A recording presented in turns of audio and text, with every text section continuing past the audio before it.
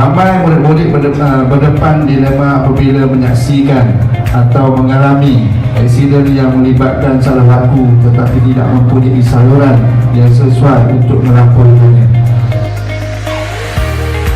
Bila nak kawan tak salah, tapi jangan pandai melebih. Ni tak. Ni.